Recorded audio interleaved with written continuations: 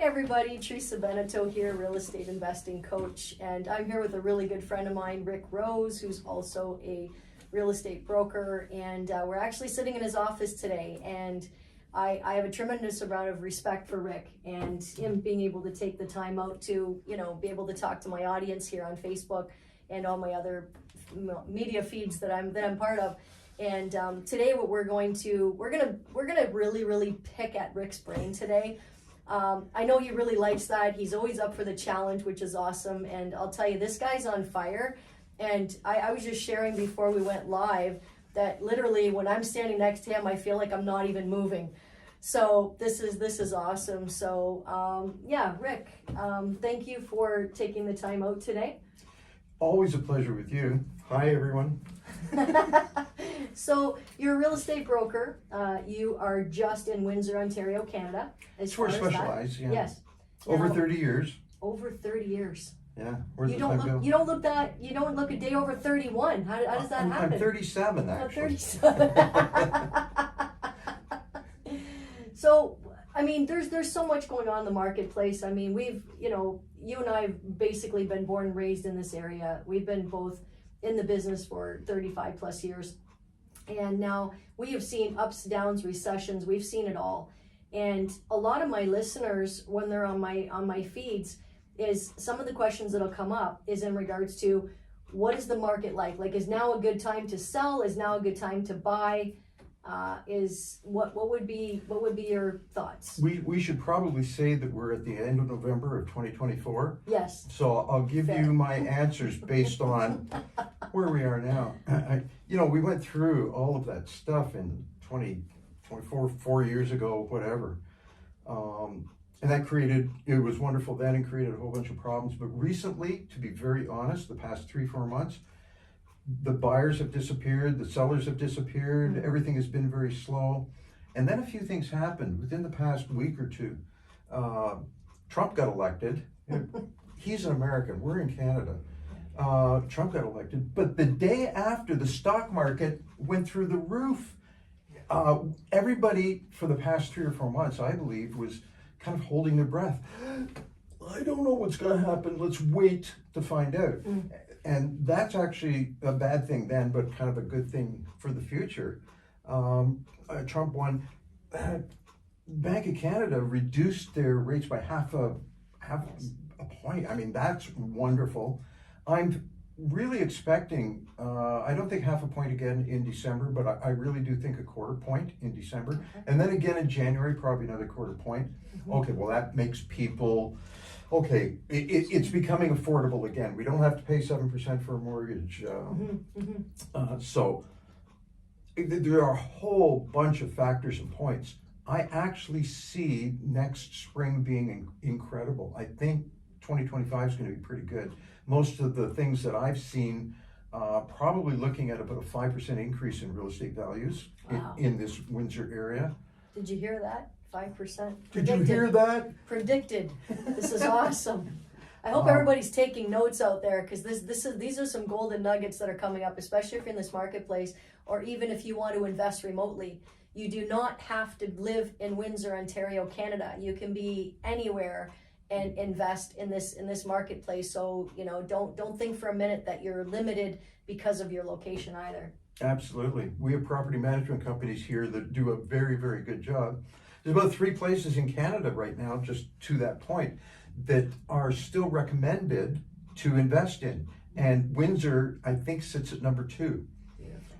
Used to be Hamilton, used to be GTA, there are places there. That's pretty much been all renovated. Hard to get really good positive cash flow there. For example, probably be sold by the time you see this. I actually have a duplex. It's a 2+1 right now. You can get it for $435,000. If somebody buys that, your mortgage payments are about $1,800 a month. This is just as an example. If you rent out through a property management company, rent out the 2-bedroom main floor, includes a basement, you probably get $1,800 to $2,000, something like that. Live in the 1 bedroom upstairs. The $2,000 that you're going to rent the downstairs for will pay for the $1,800 mortgage plus the taxes. it probably would cost you about $150 or something per month to buy a house. If you didn't want to do that, an investor, if you just want to invest, there's a potential of about $3,000 a month Yeah. out of that place. Again, you know, your $2,000 for your mortgage payments, they pay their own utilities, and $1,000 a month positive cash flow. That's available right now in Windsor, Ontario, Canada, just as an example. And you know, and like Rick was saying, is what we call it in the marketplace as well, Rick, is house hacking. And Yes. it's ideal, anybody who owns, you know, lives in their property either with a duplex, or even if you have a single family home, you can even rent out your rooms, is another way to be able to, anything that's gonna offset some of that, Make it some of that affordable. mortgage, absolutely. Yeah. A friend of mine, a partner, and I, right now, we didn't discuss this before we turned on the camera. We're working on a very green ADU, and an ADU is an auxiliary dwelling unit. People are putting them in their backyards and everything, but the little bit of a difference with this one is we're gonna put about 560 square feet. We're gonna put solar panels on the roof. Wow. We're gonna put an electric toilet inside. So to plop one of these things in the backyard is going to be incredibly easy, incredibly simple, and the only thing that we have to run out to one of these is a water line. Other than that, they produce their own electricity. It's going to be electric heat, electric toilet, electric fridge, stove, everything. So we're just probably in the spring about to introduce this, starting in Windsor, Yay. going to Essex County, going to Ontario, and at some point we're going to go take this down to the States, and it's an incredible concept. And the things are not very expensive to do, but it's an incredible investment and more positive cash flow monthly. So that's one thing we're working on right now. Yeah, and now, Rick, the last I heard is that in Windsor right now, they're allowing up to 3 units on one piece of property, correct? That is correct. I know that there's some marketplaces that are allowing more, so Windsor's at 3. So keeping in mind when he's talking about an ADU, is that you can have up to 2 more. So if you have a duplex on the property, you could also maybe even do an extension or an additional dwelling unit attached to the property. They'll even allow a separate dwelling unit, SDU, I know the acronym. But the separate dwelling unit is that now they'll actually be able to let you do garage. Yes. So there's different things that you can do. So again, it's making that same piece of real estate more valuable. And creating housing. You know, absolutely. There's At the end of the day, definitely a that. need. Yes. Yeah, Yeah. absolutely. 100%. Yep. 100%. Now, interestingly enough, is that so when you're saying all you'd have to run is a water line, so there's no sewer, there's no permits.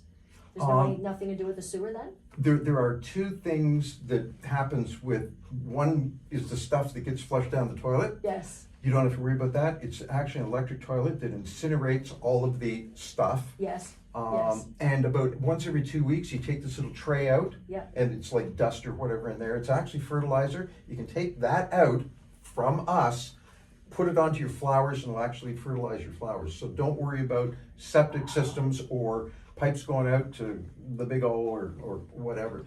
The other thing is gray water. What happens with the bath water? What happens with the water Yes. that comes in the Yes. sink?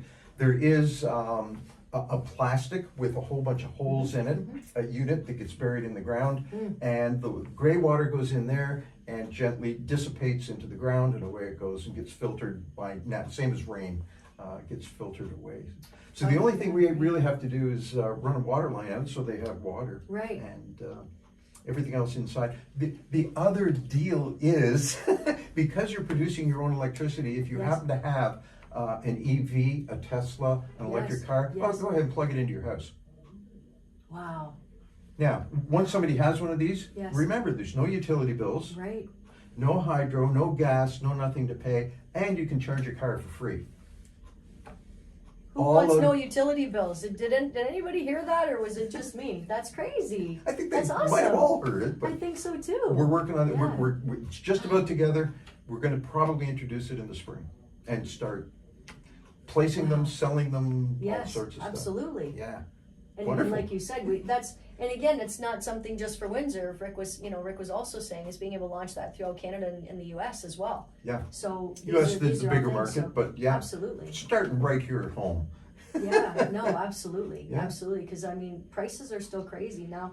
In your opinion, as far as the market before COVID, and then we know that there was before COVID prices, BC. there was, exactly, then there was COVID prices. Yeah. Where are we at now in comparison to those other two phenomenons, I guess, that have happened? Certainly way higher than BC before Yes. COVID. We went Yes. through the COVID. It went stupid. It has come Yes. back kind of down. Okay. And we have hit a floor with the predictions that I have seen. If property values go up 5% in 2025, and all of the signs are there right now to actually say or predict it's going to be a really active spring market, and prices as bidding or more sales, prices tend to go up. 2025 is going to be a very good year. Yeah, and prices will go up. Whatever I really think is sitting here at the end of November, I think we have already hit the bottom. In the past week and a half, I have seen way more activity than I have for the past 3 or 4 months. Now, Christmas is coming. People are thinking about Christmas trees and presents and stuff like that, and we always get a little bit of a dip starting second week or so in December. I don't know if you realize this or people realize this, but the spring market, everybody thinks that the spring market starts in April, May. Actually, I explain it when you can start smelling the dog poop that's thawing out. Oh, the spring market's here. Yeah, Do you okay. smell that, honey? Yeah. Actually, it's not true. The spring market actually starts the last day or so of January or the beginning of February. The reason is because real estate revolves around the educational system in Ontario.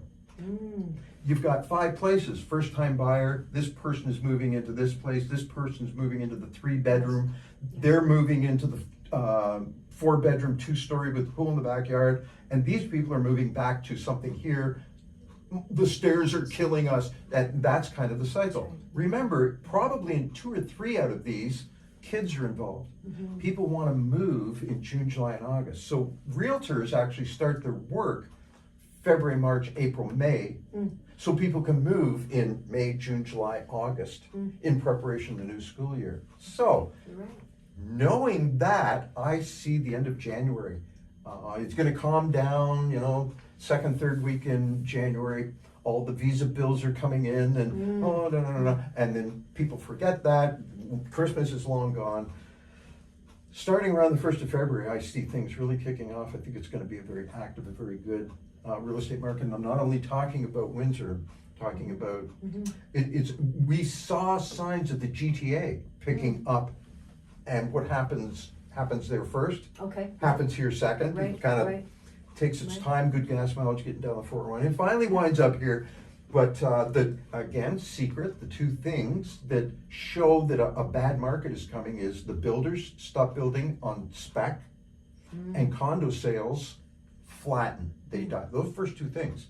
You see those things, it might be a slower market coming. On the other hand, when the builders start building on spec and when condos start selling again, that's a good sign. Condos now have been selling for the past 1 or 2 months in the GTA in Toronto.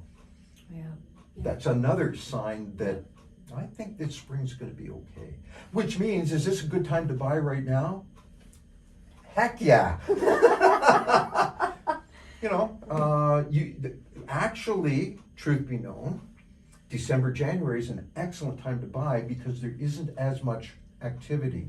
If you wait till April or May, everybody wants to buy the house, which raises prices up.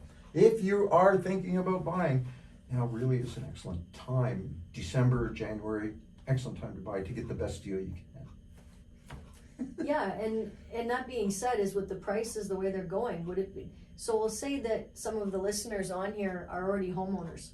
What are some of the things that you could recommend that they could do that maybe would raise the value on their property? So that maybe, I know that you're not into the mortgages, but just the part of raising the values on their current asset so that they could, maybe add on to their property or do these other, You're just after all my secrets, aren't you? Do you see that? I'm pulling, guys. I'm doing it for you, right? I'm pulling over here. Well, I won't let you down. Honestly, the first thing you can do is make sure your kitchen is, very presentable, because the first place the woman goes is to the kitchen. the first place the guy goes is to the garage if it has a garage. Other than that, they go down to the lower level rec room, check stuff like that out. So the kitchen probably is the most important. And it really, if you do it right, does not cost a lot of money to completely rejuvenate your kitchen. Right. It really doesn't. As a flipper, a buyer of investment properties, we Yes. both know, Yes. if you do it right, hire a coach, we'll coach you through. So kitchen, bathroom, you know, some ceramic tiles and new tub and stuff like that. Really isn't expensive to do that if you do it right, if you're getting good advice. Those are the two things. The best bang for your buck, paint job. Yeah, yeah. Professional paint job inside. Yeah. You're gonna go through about $300 worth of paint. Mm-hmm. And it could raise the value of the house $2,000, $3,000, $5,000 Yeah. because everything's nice and fresh. Yeah. So those are probably the top three things that give you the most bang for your buck. And now the outside too, if you're not in this weather, but say in spring, some whatever, I don't care if the perennials or annuals or whatever, put some color up front. Okay. You've all heard curb appeal, Mm-hmm. very important. Yes, it is. When they pull the car up front, they take a look at it. First impression is so critically important. So if you've got some nice color, flowers, whatever out front, make sure the grass is cut. For selling your home, all of those points are very, very important.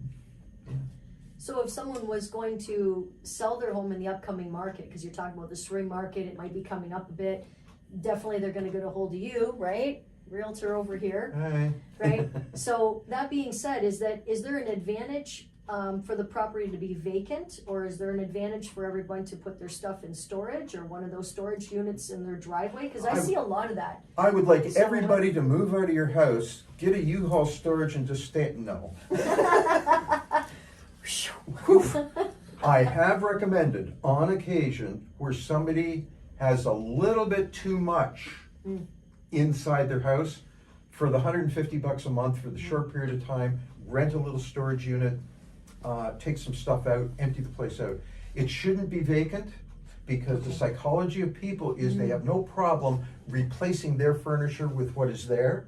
They do have a problem in a vacant house taking their furniture and placing it. Much easier to replace something than where would I put my, you know. So vacant house, little tougher, don't worry. It'll still sell, as long as it's priced right. Staging or furniture in it sparsely, keep the kitchen counter completely clean. Sparse is good. Okay. Yeah.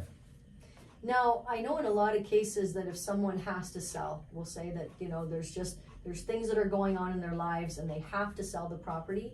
What would be a couple of maybe tips to give them if, you know, you understand that they have to sell and everything, and we'll say that they don't have the money for a storage locker, they don't have the money to do a lot of repairs, that's their circumstances. They're maybe because there's still foreclosures coming on, there's still power of sales, there's still a lot of that. What could be one little tidbit as a realtor that, you know, when a homeowner is actually crying on your shoulder because of what's going on, that could maybe help them out to be able to sell their property? What would be some tips? One thing is, me for example, I will go in and answer their questions. I will go in and give them advice on maybe a little bit of staging, what they can do here and there. Right, okay. I do have it, developed it about 15, 20 years ago, a program called the 1% Plan. And I've actually had banks call me and say, Rick, we've heard about this thing. I have a customer in here, they have a mortgage with us, and honestly, they don't have 5% equity in the properties. They can't afford to pay a realtor. That's right, yes. Can you help them? And I say, well, yes, I can. We do have a 1% plan. It's a hybrid plan where we do all the marketing and advertising. We charge, there is an small upfront fee, but the total commission is 1%. And that's probably the best way, money-wise, that we can help people, is take it easy. Now, it is a hybrid plan. There's certain things that we do as realtors, or I will do. certain things that they have to do, such as That's right. they will show their own house. Right. But who knows Yeah. better about their house than the Absolutely. actual owners? Absolutely. Better me walking out, I've never seen the place before. Hey, come on in. This is the kitchen. That's right. This is my dog Booty. Right. This- Whatever. Right. So there are things that can be done. Some people are underwater. I have a mortgage broker right now who, if you got your place at 1.2% or something mortgage and you're about to redo it at 5% or whatever, there are certain creative techniques that, I say this with all kindness, some of the younger agents with not that much experience don't know about. But I have one or two mortgage brokers who can help people where they're about to renew their mortgage and I can't afford the new payments or something. I'm not going to tell you, but there are certain things that can be done to help people in that type of circumstance. That's perfect. Yeah. That's amazing. So, and I guess just in wrapping up some of this and packaging it is that, what would be, and I'm gonna throw you off here, so get ready, is what would you tell, what one message would you tell your younger self? What one thing would you want to tell your younger self in regards to how entrepreneurial minded that you are and how successful that you are today and all the endeavors that you take on, all the hundreds and thousands of people that you've helped along in your journey? What one message could you give your younger self that would really help our listeners in their entrepreneurial journey? Because a lot of people that are drawn to my YouTube channel or my Facebook, they're young entrepreneurs. They're hungry. They're busy professionals. They're looking for lifestyle, and sometimes they get a little discouraged. So what would be the one thing looking back that you would tell your younger self? My mind is swimming right now because there's so many answers. The number one answer that I can give you, the most important thing that you can do is hook up with somebody and get some really good advice. Somebody who's been there, done that, done it successfully. You don't know what the heck you're doing. Yeah. Go get a coach. Oh, but Rick, that's going to cost money. No, it's an investment. You'll make money. You try and do something yourself. Flipping. I've talked to flippers who said, yeah, I said, how much you got into the place? How much the flip cost you? We're not quite done yet. We got about another month to go. How much you got into the flip so far? Well, so far about $75,000, and we've got another month to go. So we'll probably have it done in 7 months. Jeez, Wow. dude. Yeah. My flips, for example, we get everything that we're going to do done in 30 days, 1 month. We're in or out, back on the market. Time is money. Yeah, absolutely. Yeah. Absolutely. So first thing is, go get some good advice. Talk to somebody who knows what they're talking about, Teresa, and go from there. The other thing, if I was going to tell myself something, I probably would have told myself, no matter how you do it, son, me, buy investment properties earlier in your life.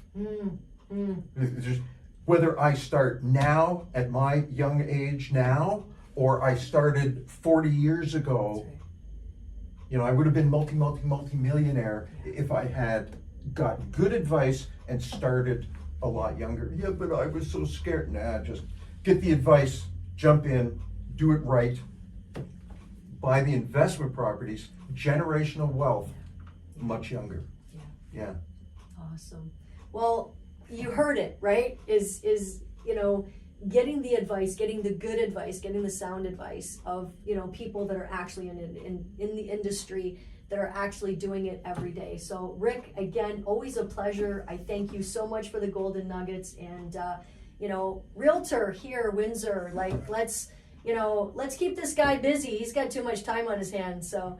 Oh yeah. So always thank time you for very one much. more. Thank you very much. Thank Rick. you for the Okay. invitation. I thank you so much, and it's been an absolute pleasure. Yes, thank you. Thank you. Thank you so much. Bye, everyone. Bye bye.